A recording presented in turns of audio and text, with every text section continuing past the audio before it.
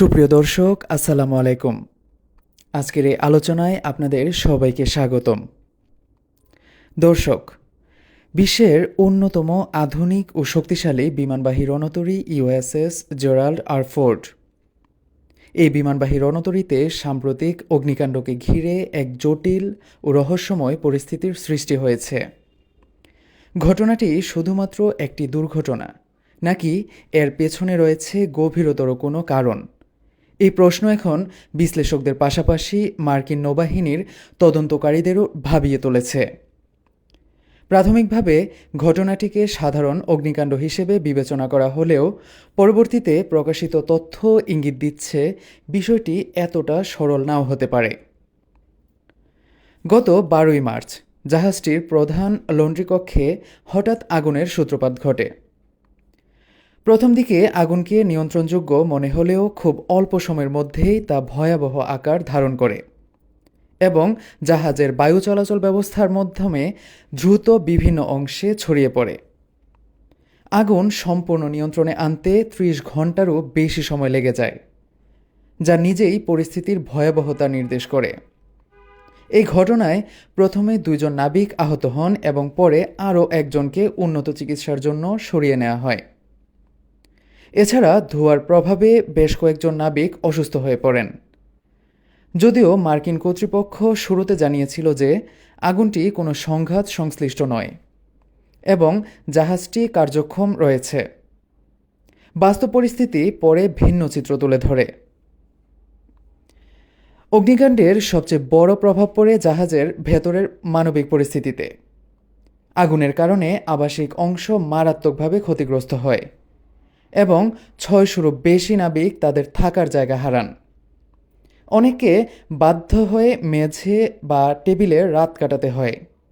এমনকি জরুরি ভিত্তিতে অন্য জাহাজ যেমন ইউএসএস জন কেনেডি থেকে ম্যাট্রেস এনে ব্যবস্থা করতে হয়। ফলে বোঝা যায় কাগজে কলমে জাহাজটি কার্যক্ষম থাকলেও এর ভেতরের জীবনযাত্রা কার্যত ভেঙে পড়েছে। এই ঘটনার পেছনে দীর্ঘমেয়াদী মোতায়েনও একটি গুরুত্বপূর্ণ ভূমিকা রাখতে পারে বলে ধারণা করা হচ্ছে। জাহাজটি প্রায় 11 মাস ধরে সমুদ্রে অবস্থান করছিল, যা আধুনিক নৌবাহিনীর জন্য অস্বাভাবিক দীর্ঘ সময়। তুলনামূলকভাবে ইউএসএস আব্রাহাম লিঙ্কন এর মোতায়েন সময় ছিল 294 দিন, যেখানে ফোর্ডের মোতায়েন প্রায় 330 দিনের কাছাকাছি পৌঁছাতে পারত। এত দীর্ঘ সময় পরিবার থেকে দূরে থাকা, গুরুত্বপূর্ণ পারিবারিক মুহূর্তগুলো মিস করা এবং নিরবিচ্ছিন্ন দায়িত্ব পালনের চাপ নাবিকদের মানসিক অবস্থার উপর গভীর প্রভাব ফেলে।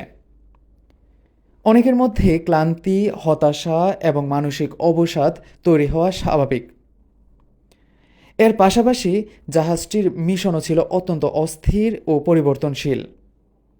কখনো ইউরোপীয় কমান্ডারের অধীনে, কখনো ক্যারিবিয়ান অঞ্চলে, আবার কখনো ভেনেজুয়েলার বিরুদ্ধে সাউদার্ন স্পিয়ার অভিযানে অংশগ্রহণ। এভাবে বারবার মিশন পরিবর্তন নাবিকদের ওপর অতিরিক্ত চাপ সৃষ্টি করে। পরবর্তীতে জাহাজটিকে ভূমধ্যসাগর ও লোহিত সাগরে পাঠানো হয় এবং ইরান বিরোধী কার্যক্রমেও সম্পৃক্ত করা হয়। সবচেয়ে হতাশাজনক ঘটনা ঘটে তখন যখন নাবিকদের জানানো হয় তারা শিগগিরই দেশে ফিরবে, কিন্তু মাত্র 12 ঘন্টার মধ্যে সেই সিদ্ধান্ত পরিবর্তন করা হয়। এ ধরনের অনিশ্চয়তা মানসিক চাপকে আরও বাড়িয়ে তোলে। এমন প্রেক্ষাপটে তদন্তকারীরা এখন একটি গুরুত্বপূর্ণ প্রশ্ন বিবেচনা করছেন: এই আগুনটি ইচ্ছাকৃতভাবে লাগানো হয়েছিল কিনা? দীর্ঘদিনের ক্লান্তি, মানসিক চাপ এবং বাড়ি ফেরার অনিশ্চয়তা কোনো নাবিককে এমন চরম পদক্ষেপ নিতে প্ররোচিত করেছে কিনা তা খতিয়ে দেখা হচ্ছে। যদিও এখনও কোনো প্রমাণ পাওয়া যায়নি, তবুও এই সম্ভাবনাকে সম্পূর্ণভাবে উড়িয়ে দেওয়া যাচ্ছে না। অন্যদিকে প্রযুক্তিগত সমস্যাও এই ঘটনার একটি সম্ভাব্য কারণ হিসেবে উঠে এসেছে। জাহাজটির পয়ঃনিষ্কাশন ব্যবস্থা দীর্ঘদিন ধরেই সমস্যাগ্রস্ত ছিল। ছোট আকার এবং ত্রুটিপূর্ণ নকশার কারণে এটি বারবার বিকল হচ্ছিল। এমনকি মাত্র 4 দিনের মধ্যে 205 বার বিকল হওয়ার ঘটনাও নথিভুক্ত হয়েছে। পাইপলাইনে টি শার্ট বা দীর্ঘ দড়ি আটকে থাকার মতো অস্বাভাবিক ঘটনাও ঘটেছে। 2023 সাল থেকে 42 বার বাহ্যিক সহায়তা নিতে হয়েছে, যার মধ্যে অধিকাংশই 2025 সালে। এই ঘটনার আন্তর্জাতিক প্রতিক্রিয়াও কম গুরুত্বপূর্ণ নয়। কিছু ইরানি সূত্র দাবি করছে যে মার্কিন নাবিকরাই ইচ্ছাকৃতভাবে আগুন লাগিয়েছে যাতে তারা যুদ্ধে অংশগ্রহণ এড়াতে পারে। তবে পশ্চিমা বিশ্লেষকরা এই দাবিকে প্রচারমূলক কৌশল হিসেবে দেখছেন। তবুও নাশকতার সম্ভাবনাটি তদন্তে গুরুত্বের সঙ্গে বিবেচনা করা হচ্ছে। ইতিহাসের দিকে তাকালে দেখা যায় এ ধরনের ঘটনা একেবারে নতুন নয়। 2020 সালে ইউএসএস রিচার্ডে ভয়াবহ অগ্নিকাণ্ড ঘটে, যেখানে 63 জন নাবিক আহত হন এবং শেষ পর্যন্ত জাহাজটি সম্পূর্ণ ধ্বংস হয়ে যায়।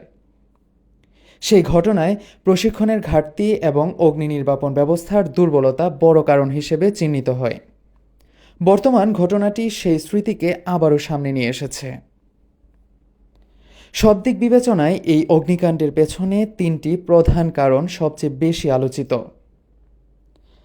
অনেক ক্ষেত্রেই দেখা যায় এ ধরনের বড় ঘটনা একাধিক কারণের সমন্বয়ে ঘটে।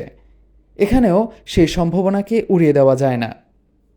সবশেষে বলা যায় ইউএসএস জেরাল্ড আর ফোর্ড এর এই অগ্নিকাণ্ড শুধুমাত্র একটি বিচ্ছিন্ন ঘটনা নয়, বরং এটি আধুনিক সামরিক ব্যবস্থার ভেতরের বাস্তব চিত্র তুলে ধরে।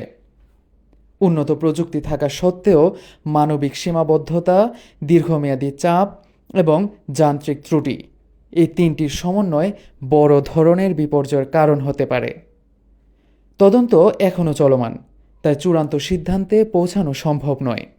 তবে একটি বিষয় স্পষ্ট, এই ঘটনা ভবিষ্যতের জন্য একটি গুরুত্বপূর্ণ সতর্ক সংকেত হিসেবে বিবেচিত হওয়া উচিত। আজকের মতো এখানেই শেষ করছি। ভালো থাকবেন, সুস্থ থাকবেন। আবারও দেখা হবে নতুন কোনো বিশ্লেষণ নিয়ে। আসসালামু আলাইকুম।